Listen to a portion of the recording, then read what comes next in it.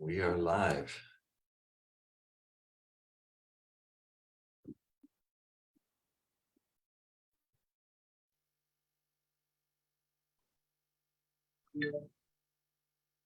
We're live, Lawrence. Hey, good morning, everybody. It is December the 2nd, and it's astounding how quickly the year has gone. The slaughterhouse of failure is not in our destiny. We shall persevere until we succeed. Augmendino modified.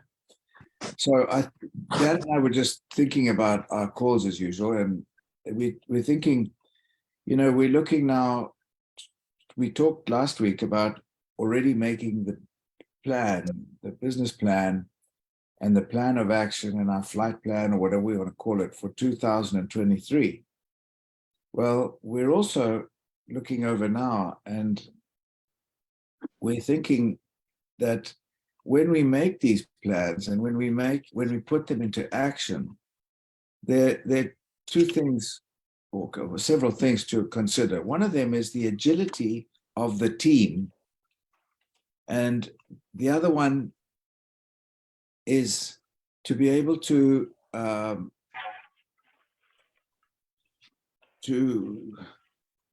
sprint. In other words, make a plan, be agile, because things change all the time. The rules of, not the rules of the game, but the curveballs keep coming.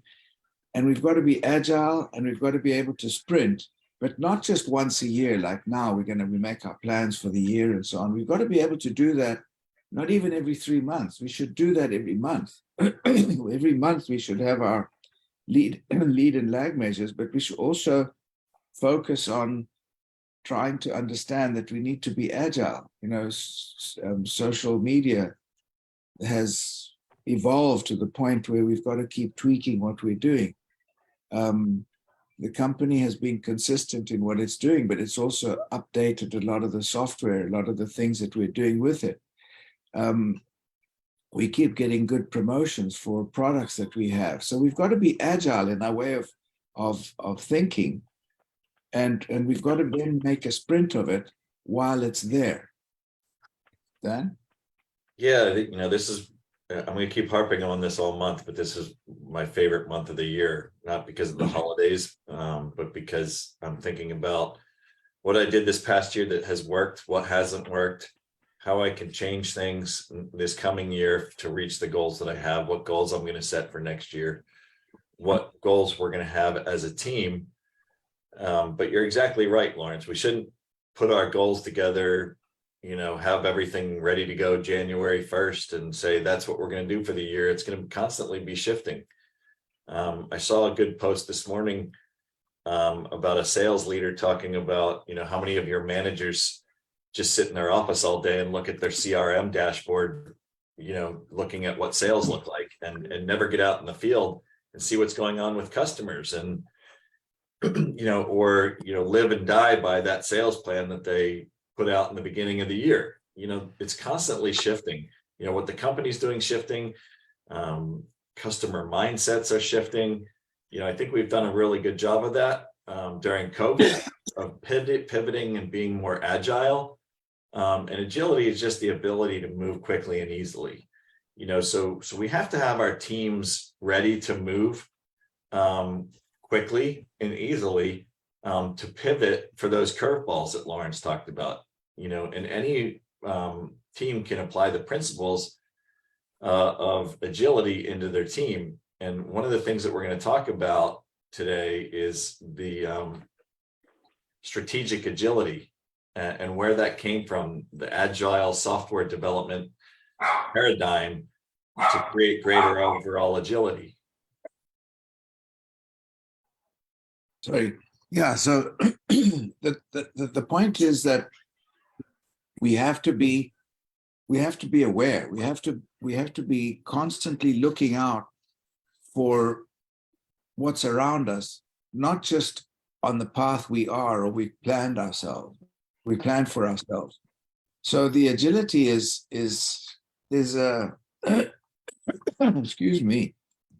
Agility is is not only for ourselves, but is to be able to instill that in the people our teams, our team of people. And our team of people could be just the family. If we don't have a team, it's the family. It's the agility of ourselves first and our families to be able to adapt and to be able to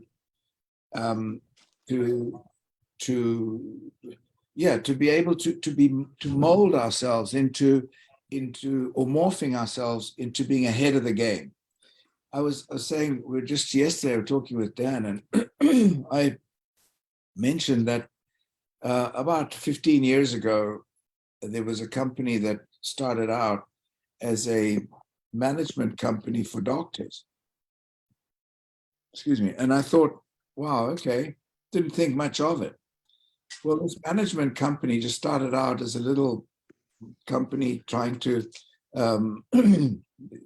stay with the doctors and give them more information about what technologies were coming and what the laws were that were for the doctors and all this kind of stuff. Well, I spoke to a couple of doctors this last week, and they said, no, we can't do anything. We're now corporate. So I said, what's corporation? They told me. And I then went to the headquarters of the corporation yesterday, and I was amazed. These people, this little company that started out with just helping the doctors being aware of, what's going on, they kind of made a corporation out of the information that they're giving and the management systems that they're offering. They've got over 1,000 clinics, 1,000 doctors working in their corporation. And I was thinking, that's brilliant. That's just simply getting information, putting it out there, being agile with the information and being good communicators with the physicians, giving them the information that they need at the right time. And slowly, not even that slowly, 1,000 clinics are now part of that group. And I thought, wow, what an incredible way to make money, just to get information and pass it on and charge for it, and to the point where the clinics have to buy, or not have to, but they can only buy certain things if they go through the corporation. So the corporation was agile in being able to rethink things and to solve a part of a possible solution, solve a part of the problem that the doctors had. So agility and being able to do a sprint with it goes with what I think we're talking about. Yeah, so, agility is very important, but there's also a lot of research on how you create high performing teams, right? And as owners of our own organizations, we need to be able to create high performance teams. And Google, in a landmark study, cited psychological safety as one of the top characteristics of its most successful teams. Psychological safety is when people feel safe to take risks and be vulnerable with one another. When they're able to do that, those teams show better results. So we can't be real heavy-handed with our teams. When our team members, we have to remember that we've got a volunteer army, and just because we think things need to be done a certain way doesn't mean that that's necessarily the best way for everyone, because we're all different. But while psychological safety is important, in today's disruptive world, we have to think about this factor for navigating today's uncertain world, and that's agility. And there's really 3 steps to developing a strategic agility within your high performing team. This concept of strategic agility comes from the software development world that involves sprints, which are basically when teams define short-term goals, typically only in about 2-week timeframes. We've talked about, the 4 disciplines, lead measures, lag measures, goal setting, how we're going to reach them. This is just one more feather in our quiver, or arrow in our quiver, that we can use to develop these high-performing teams. so you develop these sprints, which are these 2-week goals, and then you work diligently to achieve them, and then apply what you've learned from that sprint to the next sprint's goals. Okay, so you're just constantly building. So it's basically what we're talking about with the wildly important goal, and then breaking it down into these 2-week sprints. And any team can apply the principles of this agile software development to create overall better agility. Yeah, and I think, for example, what the call that Scott had last Monday, or this past Monday, where he confessed to the failures that he's also had. I think the vulnerability of who we are and how we've done things and what we're doing is part of this mindset, which helps us understand better how to be more agile and to learn from mistakes. Because, you know, we tend to look at the success. We tend to look at Scott and say, wow, he's in 35 countries and he's got such a big organization. Yeah, but it wasn't always, and it hasn't, and it still isn't always just 1 and 1 is 2. Sometimes 1 and 1 is 47 and 1 and 1 is -4. We don't know. But that's where the agility of the mind comes, where you've got to adapt and you've got to be flexible in going and seeing how we can incorporate a team attitude of flexibility. In other words, we have to coordinate our own flexible minds or our own flexibility with what we know, and instilling that with the team. And if the team knows that you care, and the team knows that we are all vulnerable and that we are all working together and pulling in the same direction, then it actually it's conducive to success. And I think it's huge that we can draw from each other's strengths in our teams to be flexible. Because I've got big Achilles heels of weaknesses, as we all do, in something. But that's where we can make it up with a team, where somebody has a strength in the area where I'm lacking. And that's where I think where we become flexible in our minds. We've got to understand that we don't know it all. We've got to keep learning, and we're vulnerable.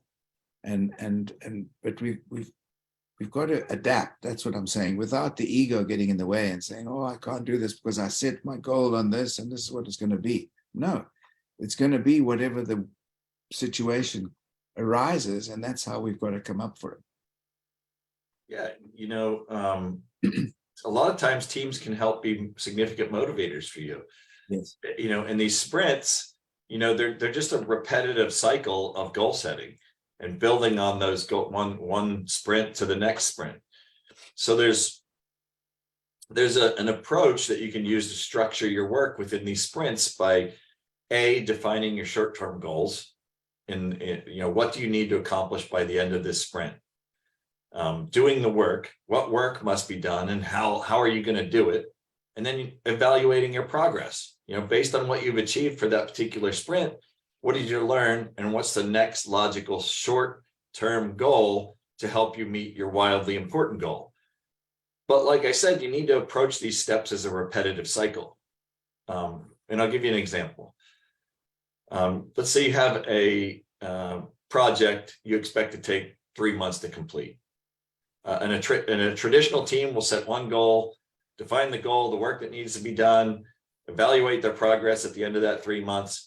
But in a sprint, you're going to break it down into 2-week sprints. During that 3-month project, you're going to have 5 or 6 cycles during that time of defining goals, achieving them, and then applying what you learn to make your project even more effective along the way. So, in our business, let's say you set a GSV of 1,000 points a week for the first 2 weeks or every 2 weeks. How are you going to reach that every 2 weeks? And how are you and your team gonna reach that? every 2 weeks. So think about it differently. Don't set a long-term goal, or, obviously within our organization, your ultimate goal is to reach team elite, but you have to break it down into smaller goals of those other titles along the way. So this agile approach accelerates and leverages continuous learning in these 2-week sprints, which reduces the overall risk of the project because you're constantly altering the goals based on what you've learned from the previous sprint. So we want to be able to instill agile mindsets, abilities, and know-how into our teams.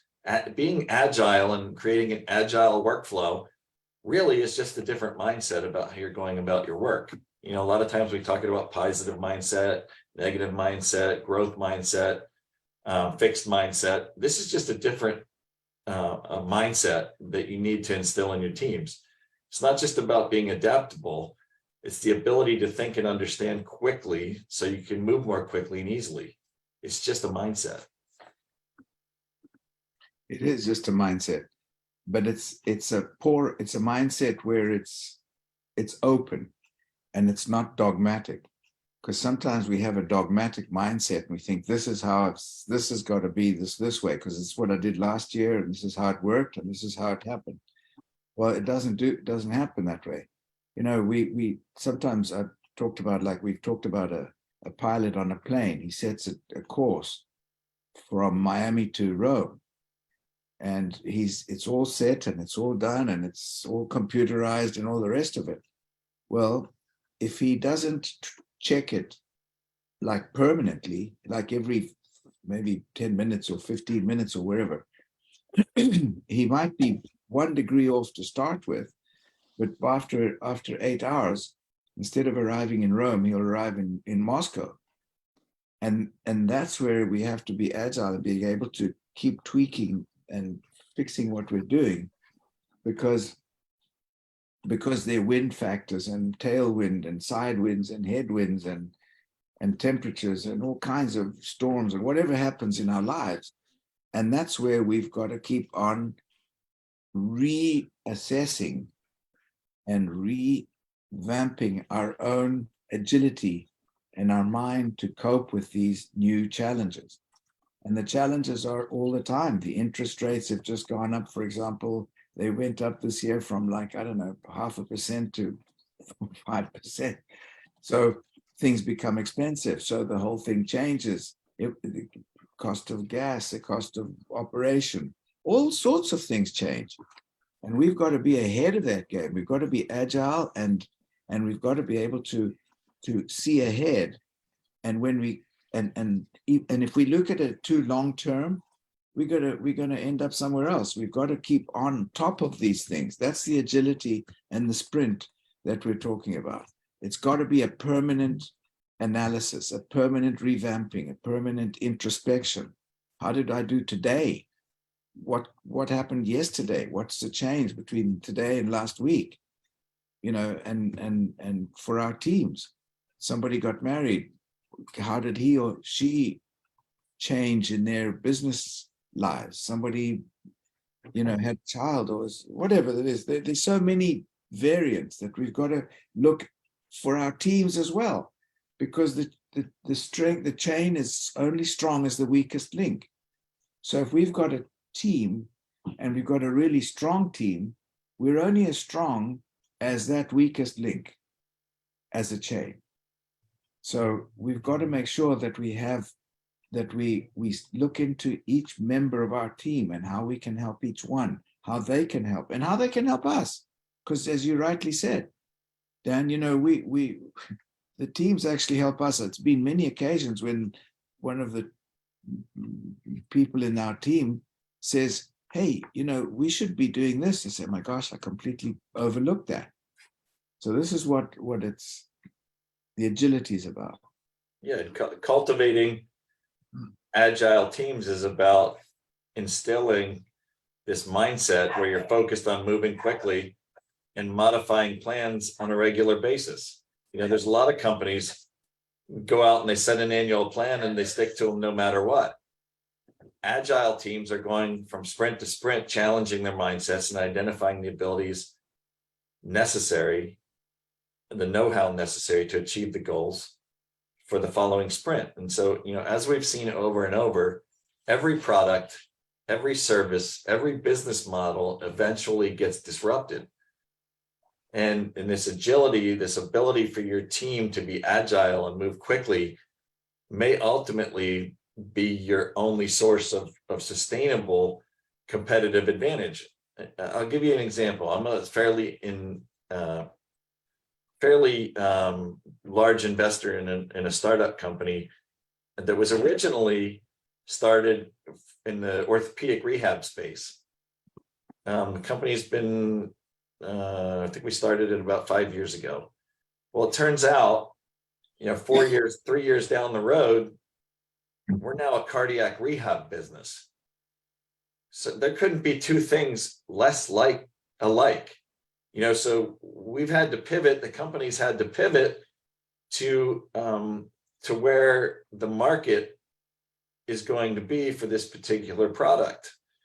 And it turns out that the market is about 20 times larger than it was for what the company was initially founded to do. And so, they've had to have that agility in a lot of different things, in their marketing, in their manufacturing, in their mindset about who their ideal customer is.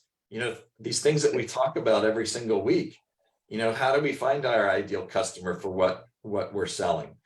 And to do that, you really just need to be agile. You need to be able to change your goals, change your mindset about where you are and where you're going and how you're going to get there.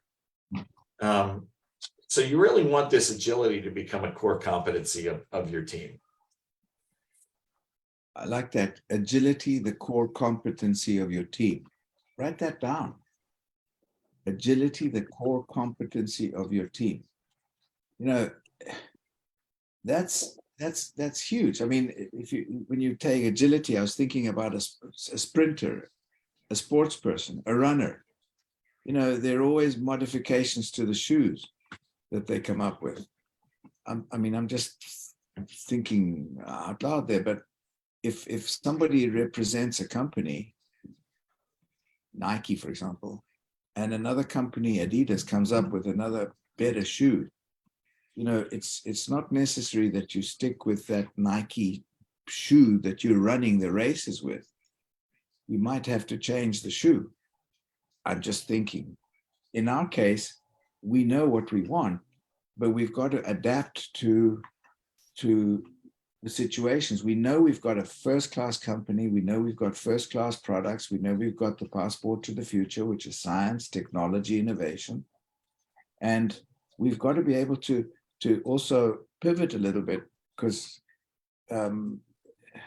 we can see that there's success, for example, in the ophthalmology or optometry sectors with the eyes. That's what it was developed for initially, to measure macular degeneration, the scanner was. And it's adapted now to be able to be a biomarker for all kinds of other, or for the oxidative stress, or at least for the antioxidants that defend against antioxidants, against free radicals.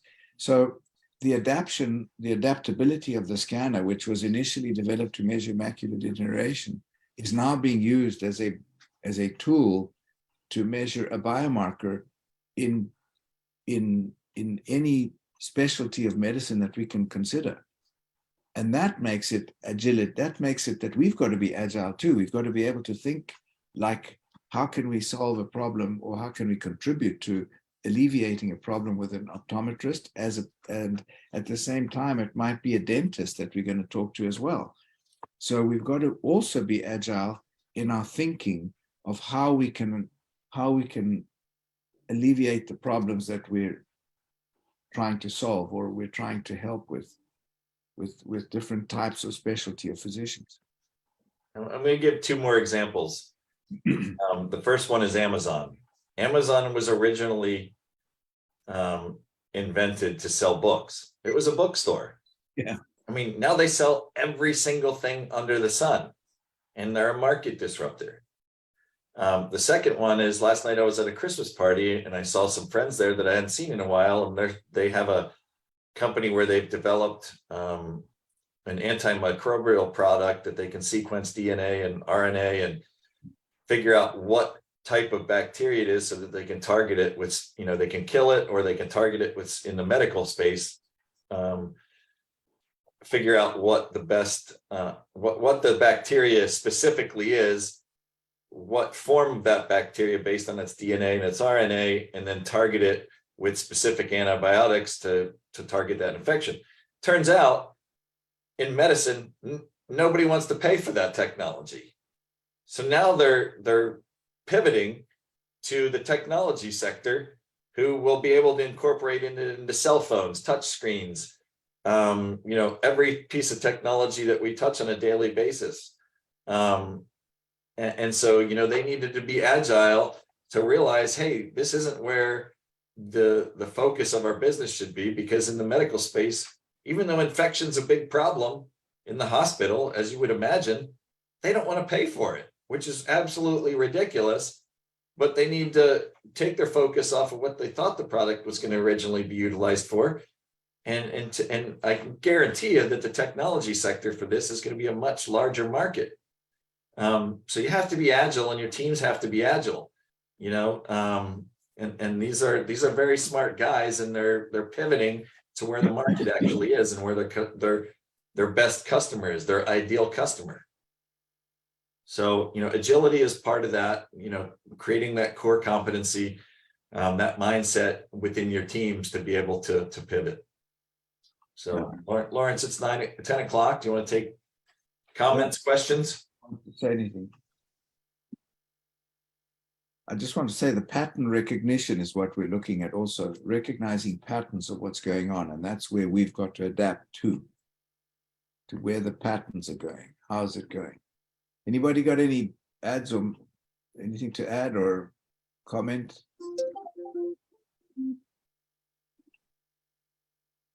Nobody?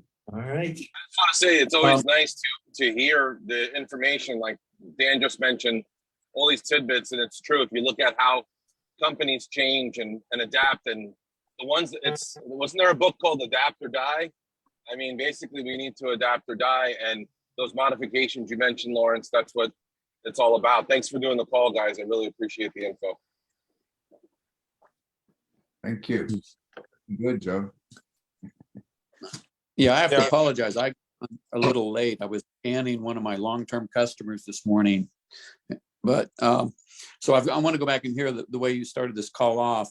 But, in the last few weeks, I've gotten more excited than I ever have been about this business, because everything I'm hearing is there are some huge changes coming down the path that are going to be enormously great developments for us, because we own our own business.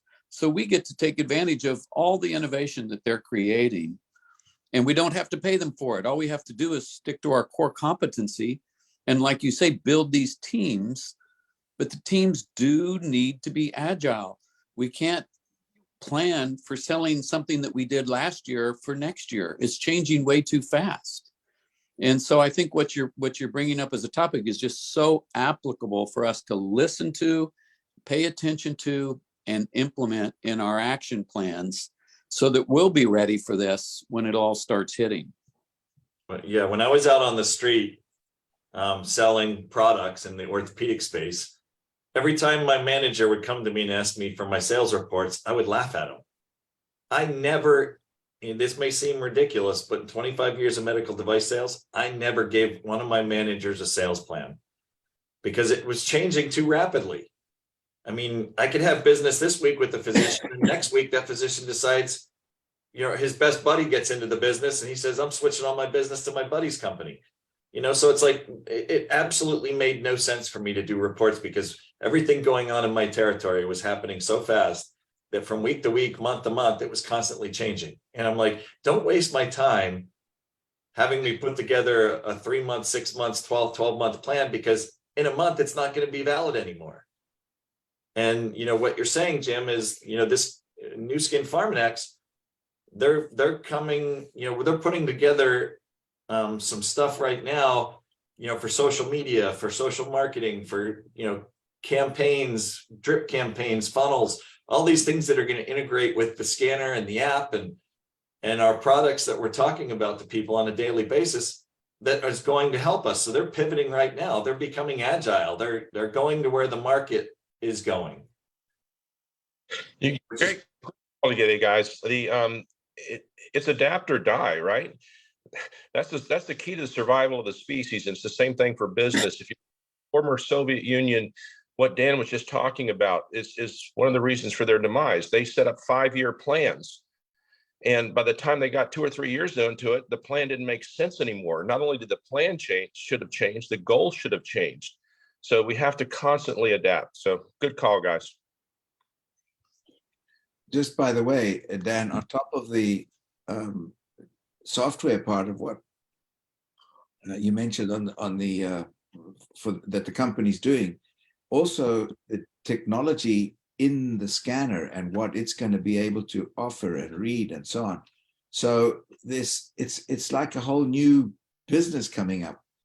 So we really have to stay ahead of it. We've got to invest. And here's the other thing. We've got to invest time in reading. We've got to invest time in personal growth, because our own minds tend to, I don't want to say stagnate, but they slow down into the comfort zone of what we on our beliefs. And we've got to get rid of those dogmatic beliefs and kind of stay ahead of the game and think completely out the box each time something comes up, and think looking at it as if it's the first time we've ever heard it, because that's where we can see stuff that we not normally, that we won't normally see. Like, for example, we go into a doctor's office just saying, and we may have been there 15 times in the last, 6 months. But if you go in there as if it's the first time you've ever been there, you'll pick up stuff that you didn't even notice before. So we've got to really be agile in our minds and completely rethink everything very often with the team so that it all moves forward together. It's Lawrence, what you're saying is interesting, because if you look at it, a lot of companies have had enormous growth by just adapting other people's products to the social selling distribution chain. When you think about what we're in the midst of, especially guys like you and me, we'll never get Alzheimer's because our brains are so full of change that we're dealing with. It's going to remain active throughout. But we have a company that's innovating new products. I mean, what's going to be happening with the scanner, I think, is going to be amazing. And yet we're also innovating our distribution channels with the social selling and whatnot. So we're working both sides of that game. And when you have both of them changing, it's really incumbent upon us as team leaders to communicate extremely well with our teams and help them understand this whole idea of agility and their ability to adapt, because adaptation is probably going to be one of the biggest names in our game for the next 12 to 18 months. But if those who do it, and they do it well, will have a lifetime business of residual income, I'm telling you. Yeah, and we need to think about, what's constraining us. What's constraining our business? What's constraining us from moving forward? Is it our minds? What's constraining us from a product sales standpoint, or from going into a doctor's office and talking to them about the product? I was at a buddy of mine about a week ago, and I've got these whiteboards up, and I see Jim has his whiteboard in the background. Lawrence has his whiteboard in the background. This guy's office is probably 20 feet by 20 feet. And he's like, Dan, come in and check this out. And I go in, and his whole entire wall is a whiteboard. There's a whiteboard paint. Wow.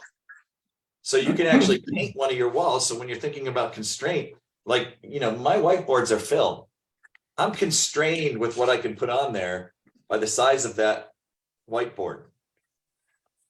Probably in the next week, I'm going to get those whiteboards off the wall, and I'm going to use the paint on the wall, and then I'm not going to be constrained by those whiteboards anymore. I'm going to have the whole wall, right? So think about what those things are that are constraining you in your daily life, in this daily business, You know, and just because everybody's using a whiteboard, for example, doesn't mean you need to use a whiteboard. Use the whole wall. That's a good example, because what you're having to do is pivot from your traditional thought process that you should never draw on the walls. Oh my Yeah. God, you've known since childhood, you should never draw on the walls. So you're going to have to make an enormous mental shift Yeah. to say, hell yes, I'm drawing on the walls. I've drawn on the wall since I was a kid, Jim. This is just, you know, this is just old habit. And I'm not surprised. Just as a parting shot, I'd like to say that, you know, we've got this new technology coming down the road from within the scanner, which is going to give us a whole menu of new options. We've also got the adaptability on the social media side. When I say social media, the technology of media that the company is offering with CRMs and all the rest of it. And we cannot, and we should not, in my opinion, use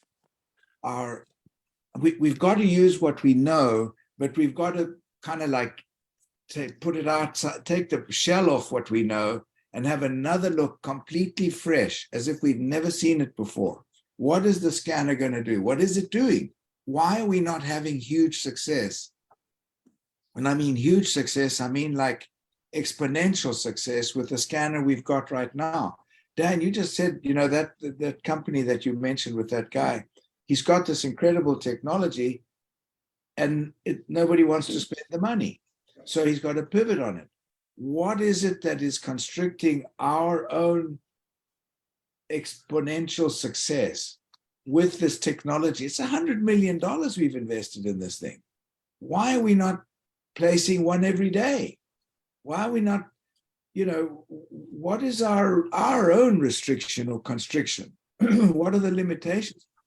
We've got to introspect all of that stuff and look at it again with an agile and a flexible mind and make a new sprint out of this thing. Start from as if it's the first time we've ever seen it. And this is where I think we should have a little think tank and say, well, what have you got? I got this device. Well, what's it for? And start from the beginning and see how we can adapt it in a more successful way than we have been. And I have to Hey, tell you, Lawrence. guys, I get a call at least every day from Lawrence with a childlike exuberance for what we're doing. I mean, that's what keeps me going a lot of days, is that Lawrence calls me, he's like, Dan, we have to do this, listen to this, man, you know, and I'm like, oh man, I'm excited. I mean, it's like I was at a Christmas party last night and Lawrence had called me on my way there and I was already on a phone call.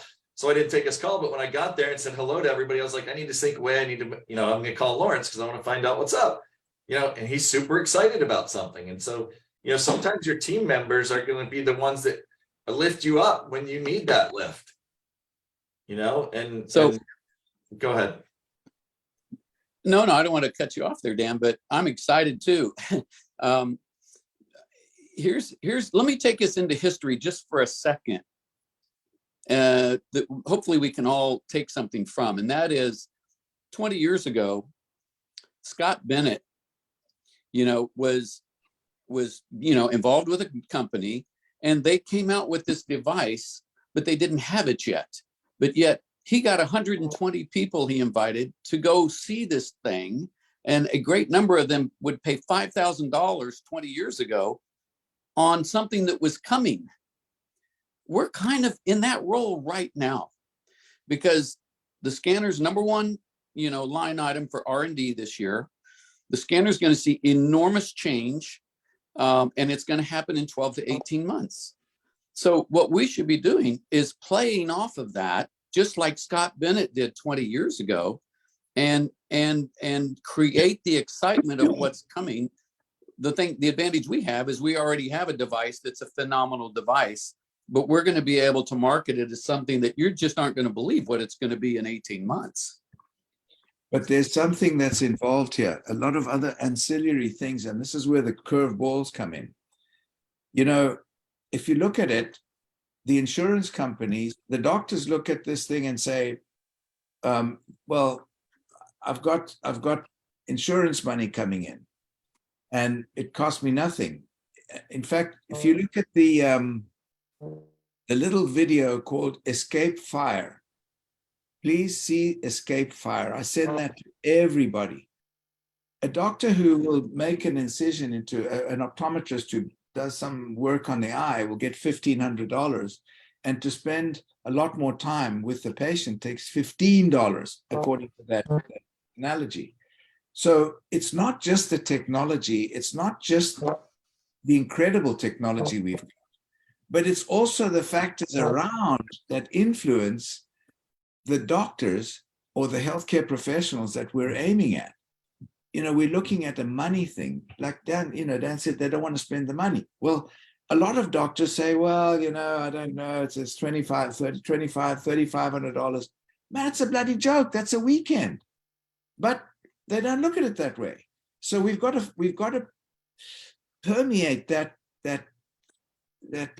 shell, and we've got to find creative ways and agile ways and ways of being able to, flexible, agile ways. And make it. Lawrence, I've got a nurse practitioner that we thought was, a hot ticket to get the scanner, $3,500. And she was talking about, well, my market won't pay, they're just not going to pay for nutritionals like that. Within 3 months, she went out and spent $50,000 on equipment to, for beauty, right? $50,000. I missed the mark on that. That was me and the person I was selling this with. We didn't succeed in helping her see the value in this. That $3,500, like you say, is nothing. And it has the highest return on investment that they could possibly get from a device.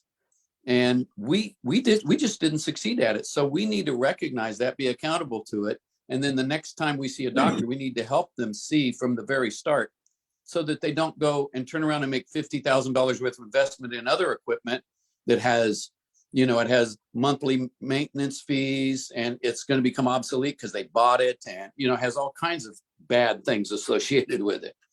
But the target may not even be the technology.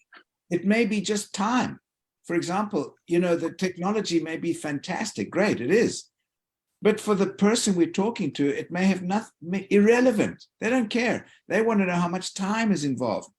They want to know, how long is it going to take? The focus may be on time rather than the technology. What I'm trying to say is that we focus on what we think is so great. But until we ask the right questions, and until we get the real pain that the person we're talking to expounds his or her pain, that's what we've got to focus on. And it may have nothing to do with the technology, nothing. It may be that that person is more interested in something that is nothing. It may be the money, it may not be. Money may be no interest to them at all. I'm not motivated by money. I've never been motivated by money. I'm motivated by loving what I do.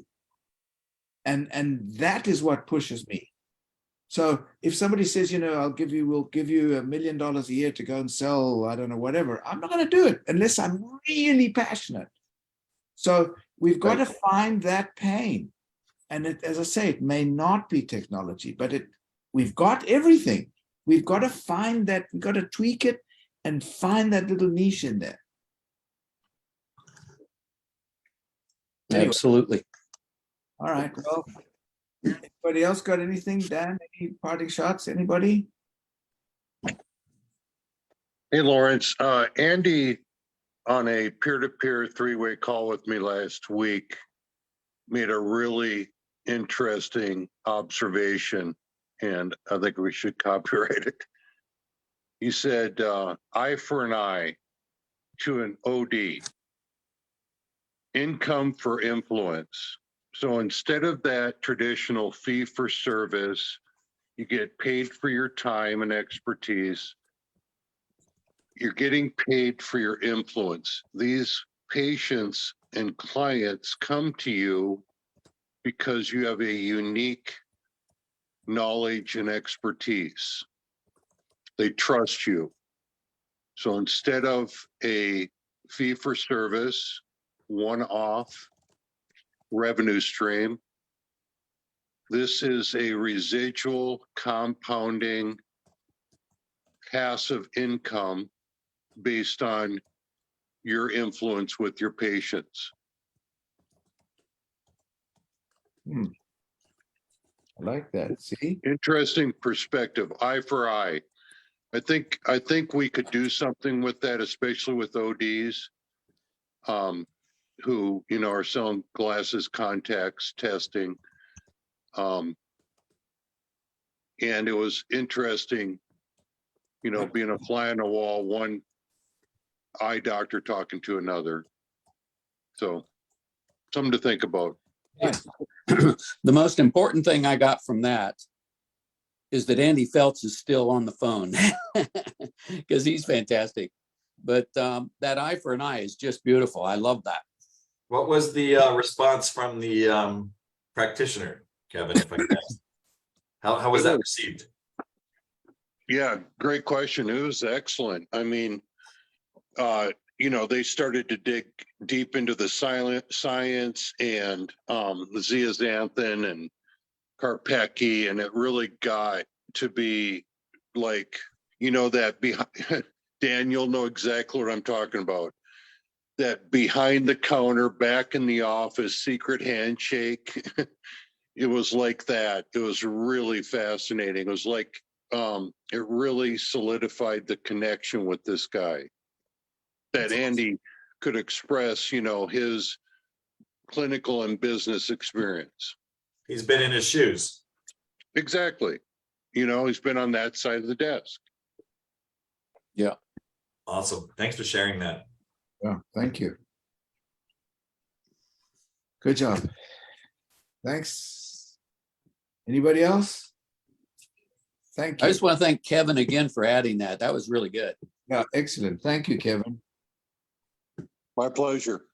And I'm gonna go out on a limb here, and I don't know if you know who Jesse the Body Ventura is, but every time I hear you, I think you sound exactly like him. He's also 6 foot. How tall are you, Kevin? 6'6" or 6 what? I'm 5'18".